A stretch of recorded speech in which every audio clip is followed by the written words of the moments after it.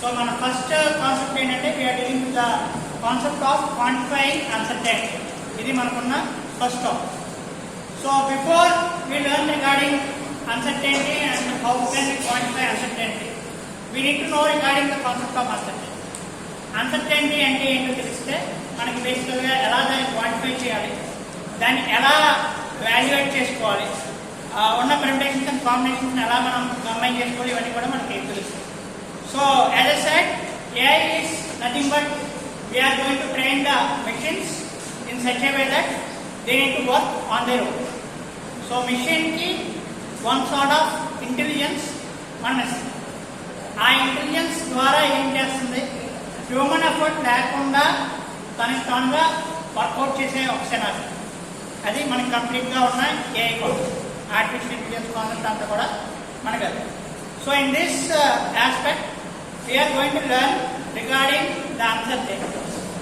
ఎందుకు అన్సర్టెనిటీస్ కోసం నేర్చుకోవాలి, అన్సర్టెనిటీ యొక్క ఉపయోగం ఏంటి ఇక్కడ అనేది మేజర్గా మనకు వచ్చే క్వశ్చన్. సో అన్సర్టెనిటీ విషయానికి వచ్చేసరికి we are going to draw some conclusion. ఒక 2 or 3 స్టేట్మెంట్స్ నుండి మనం ఒక కంక్లూజన్ని డ్రా చేస్తాం. That is called as nothing but inference. ఒక ఇన్ఫరెన్స్ కైండ్ ఆఫ్ స్టేట్మెంట్స్ని మనం డ్రా చేస్తాం.